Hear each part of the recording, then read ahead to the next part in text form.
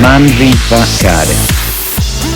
Okay, so welcome to episode 2 of our podcast, and I'm really excited because the title today is Meet a Player Facilitator, and we've got a player facilitator here from Cardiff, one of the player facilitators from Cardiff.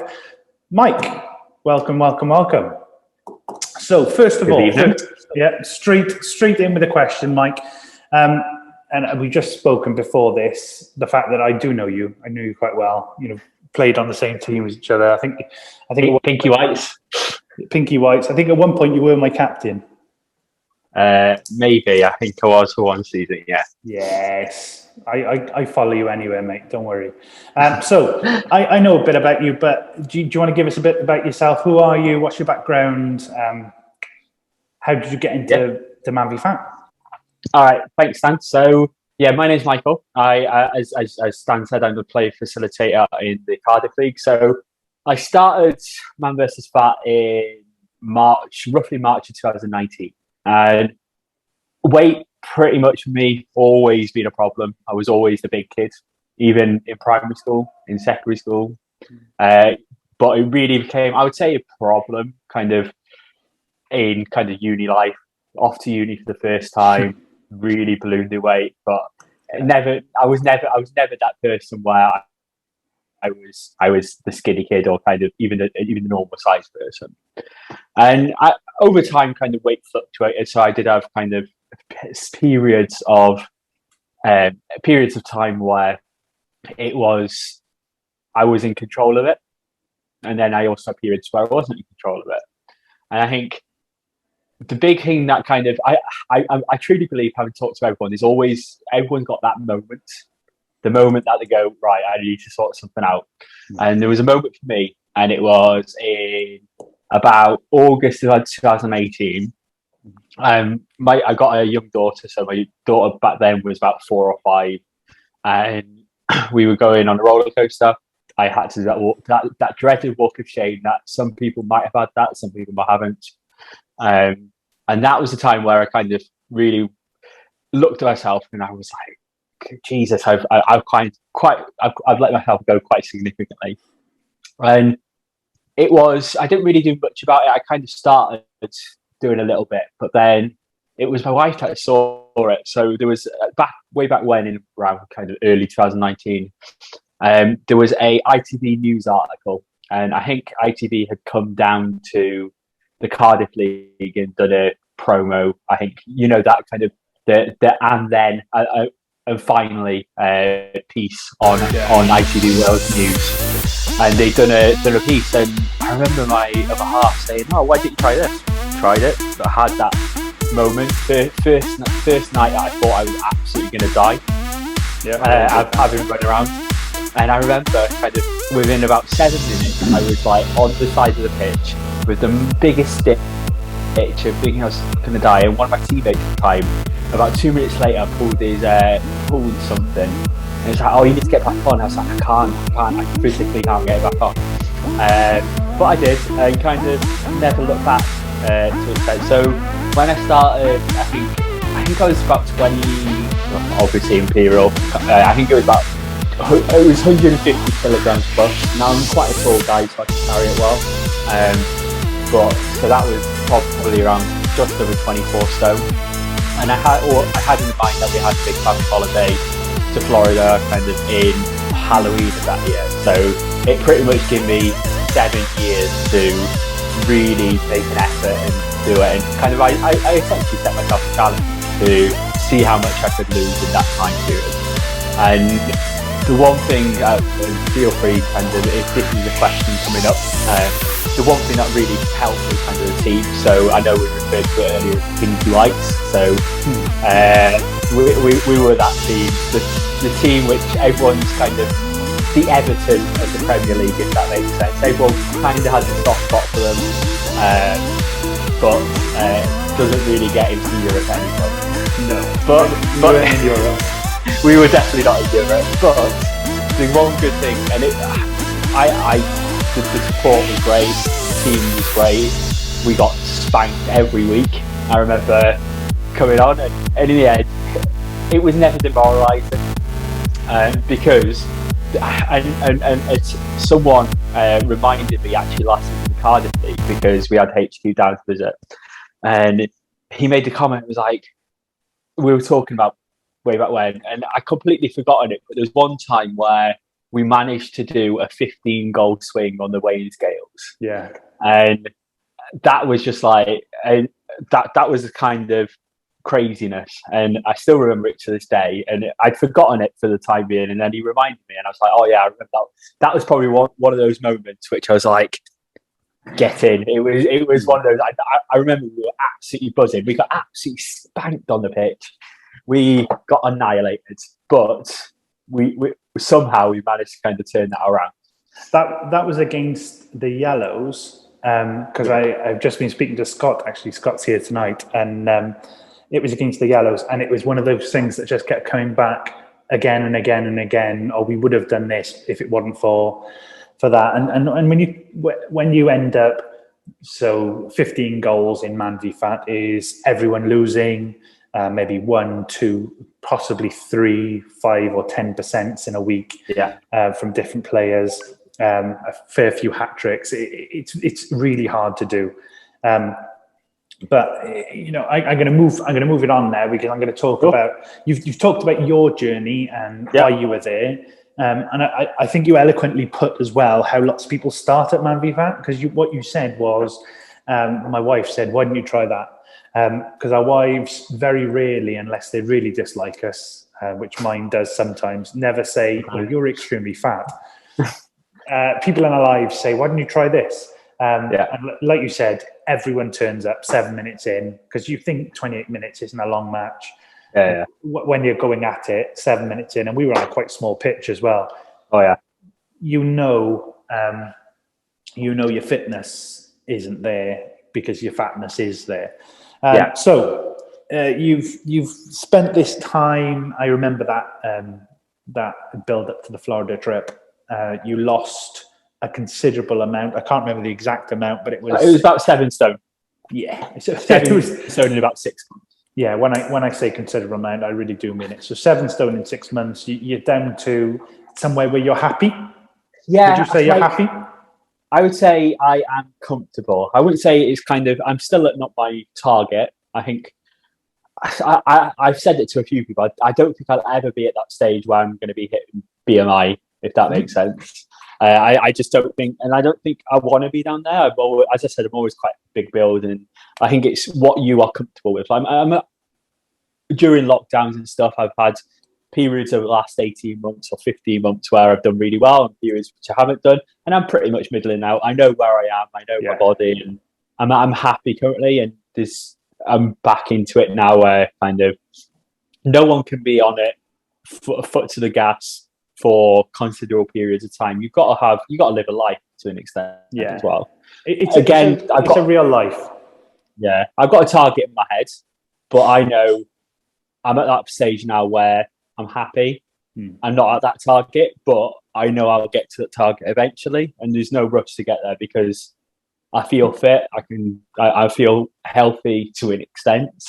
But yeah, it is what it is, and I think, yes, there was a considerable weight loss, and I do have to give a shout out to the Pinky Whites. There were other massive, great achievements from that team, as you saw firsthand.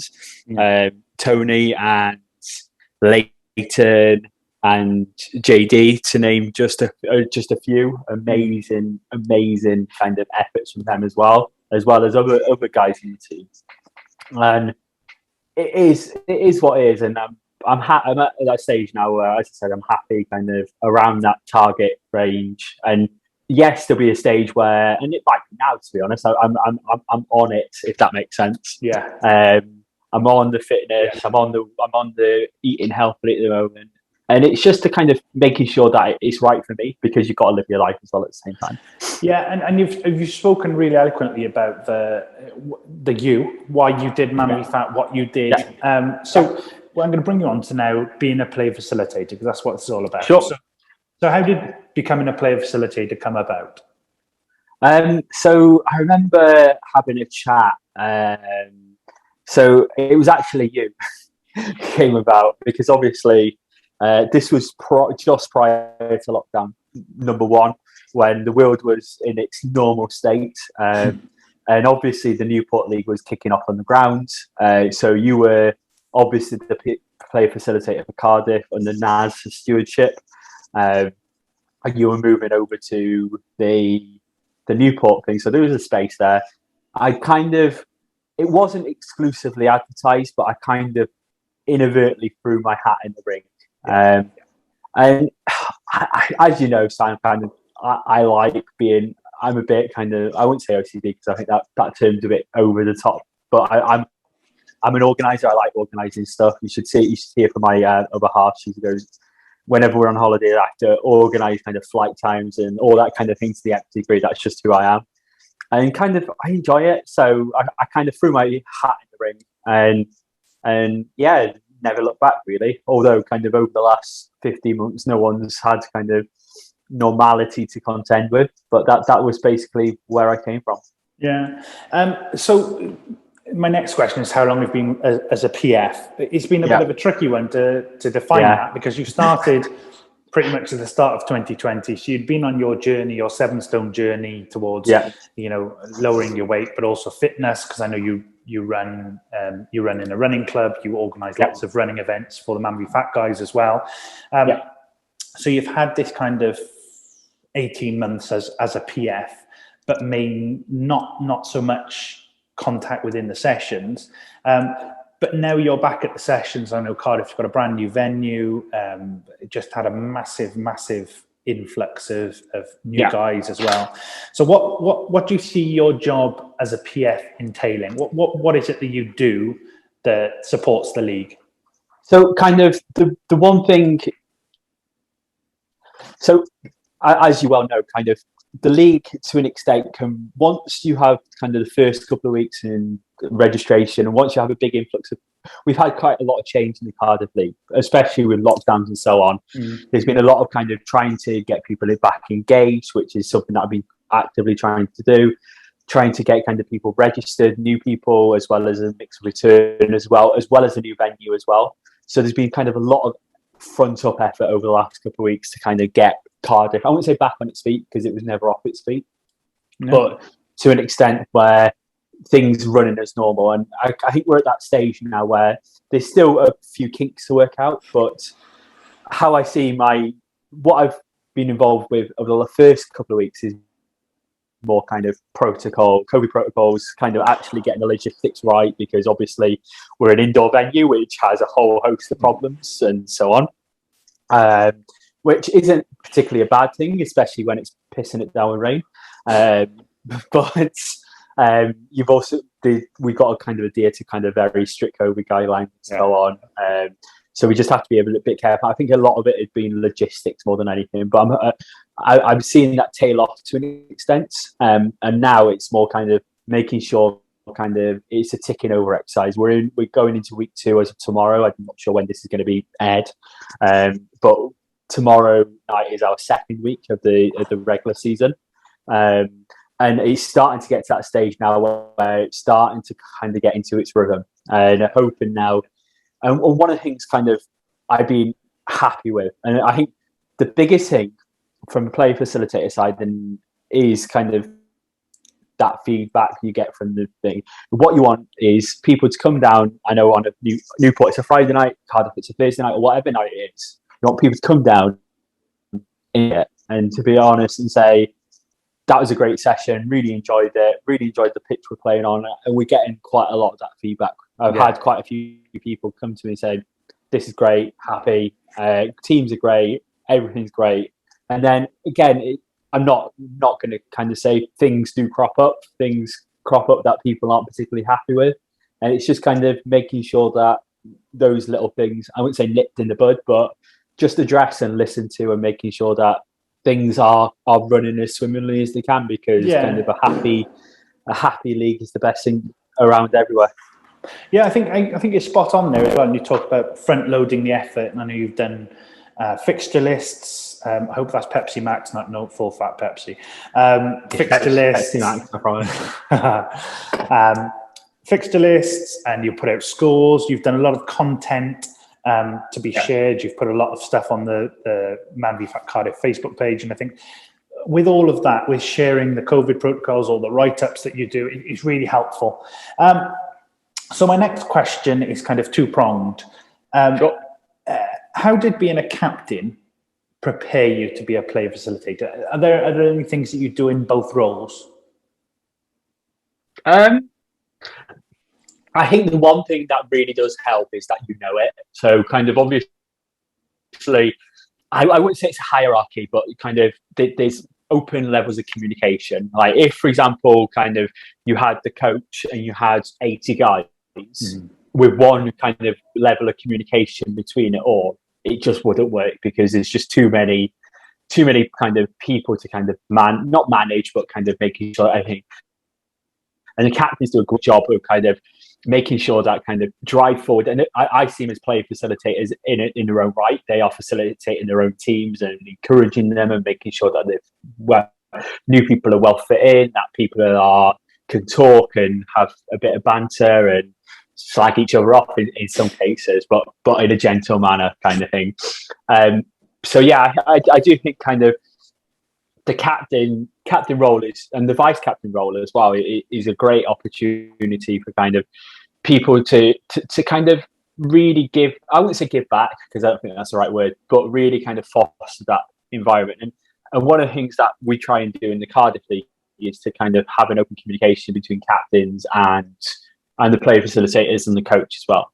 And the reason for that is kind of if there are issues that crop up, it might be that Joe Bloggs, who's only been in the league for 3 weeks, might not be in a position to open up to kind of the player facilitator or the coach, but it might just be a quick comment where they are in a comfortable environment where they go, "Oh well, what about this?" or I wish this would be done," or "Something's not quite right." And then it kind of goes up the chain because the captains have an open method of communication with player facilitators or the coach. So I think that's probably one of the things that I've probably learned most. It's just kind of making sure that you're approachable. Yeah, definitely. And you can see that in because obviously I still play in Cardiff. I'm lucky enough to still play in Cardiff, and you see that in the captain's chat where people will tag you in something because they know, it's not nutrition coaching, which they good and as for, and he's absolutely amazing at that. It's more a case of, we've got this issue. Can you solve it?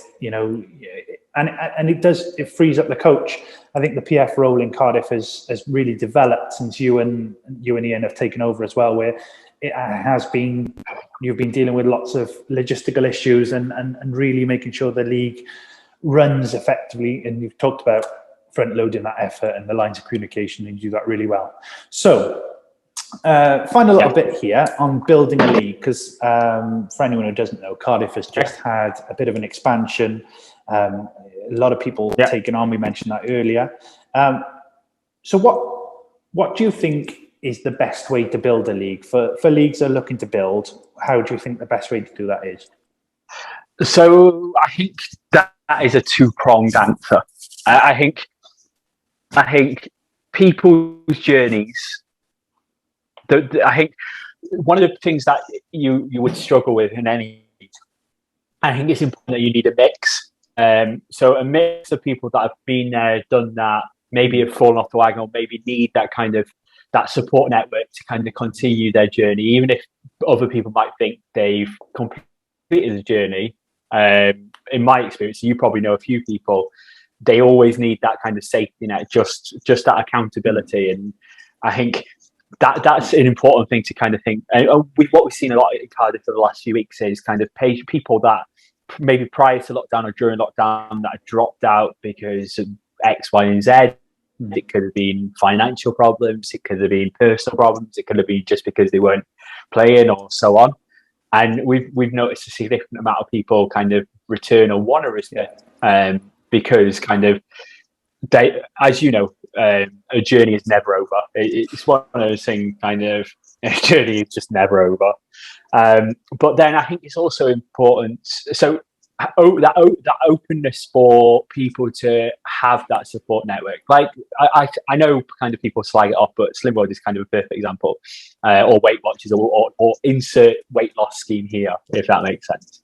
There's no kind of negativity about people that kind of drop out and maybe come back 6 months, and I think MANvFAT's the same. So kind of, yes, it's always keeping it open to kind of people to have that support network if they need it. If they don't need it, then great. But if they do need it, it's there.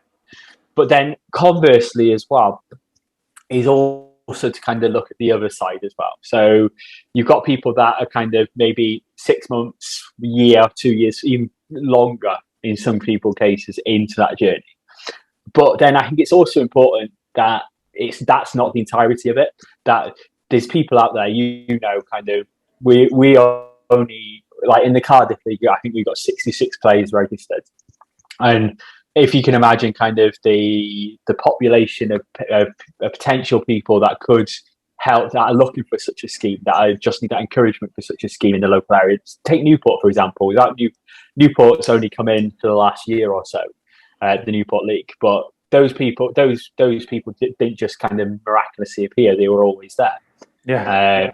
So it's just a case of having that two-pronged approach, that you've always got a support network for the guys that have been there and done that, but then also you're helping facilitate, or having that platform where people can come into that may need that support network to get involved. And I think I found that the best seasons, because generally sometimes it can be weighted one way or the other.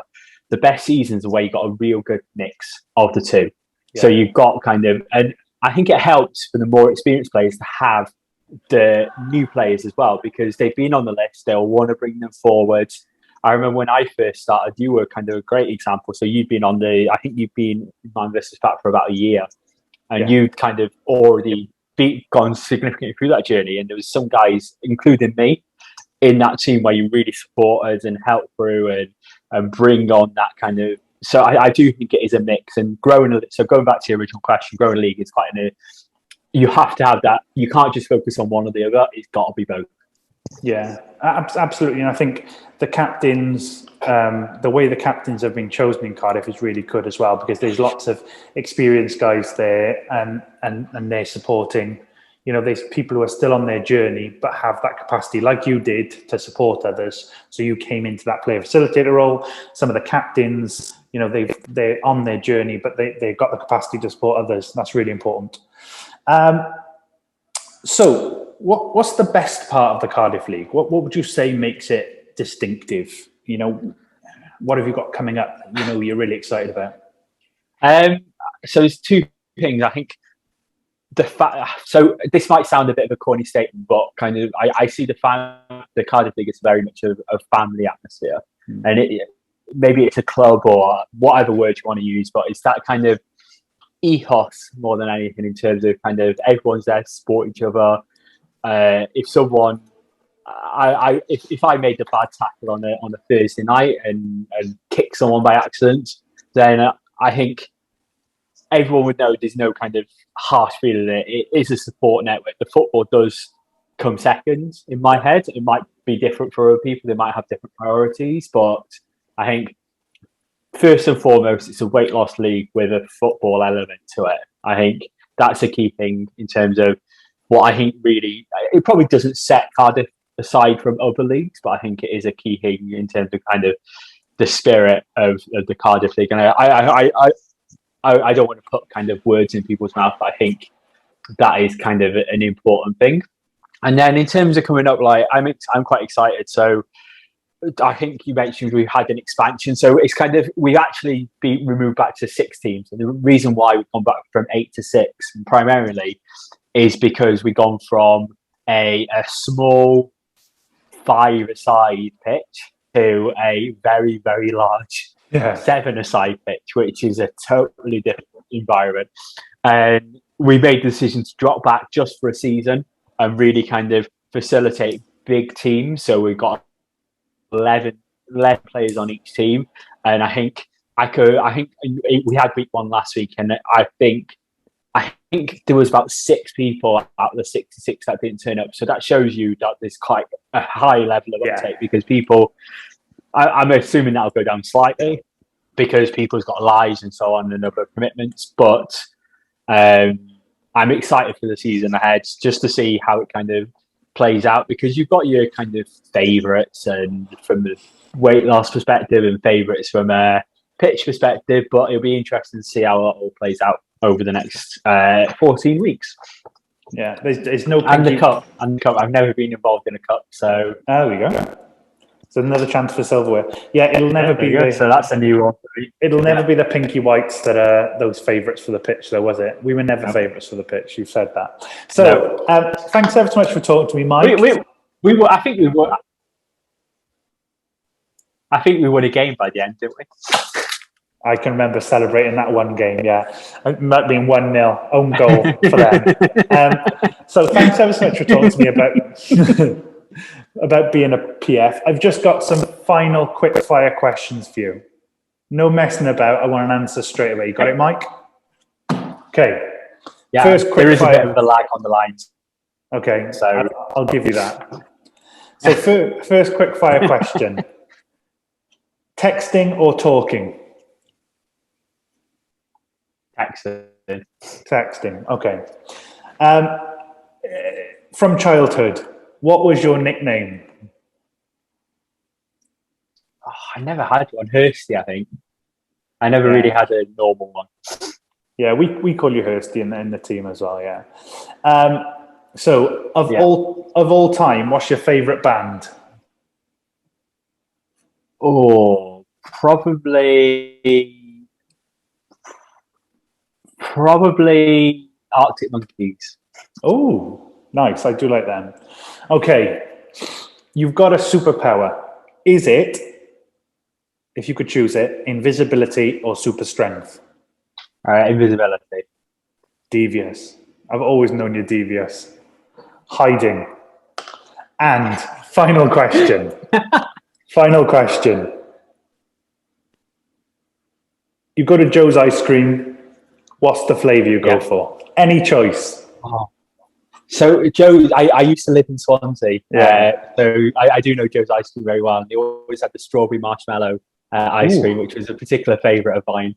But if I was talking about general ice cream, it's either kind of, I do like a peanut butter, that kind of real peanuts and chocolate, and that's probably my favourite. Nice, and that's a good place to end it. We've talked about your 7 stone weight loss, and now we're eating Joe's Ice Cream. Chocolate ice cream. Yeah, sounds good. Absolutely. Huge thanks. Thank you ever so much, Mikey, for getting involved. Sorry, Hursty, for getting involved and telling us what it takes to be a PF. Thanks for everything you do for the Cardiff League as well, because I know as a player you do an amazing job with all that front-loaded effort and communication, and that. It's brilliant. Really good. So thanks ever so much, mate. Thank you. Thank you, bud.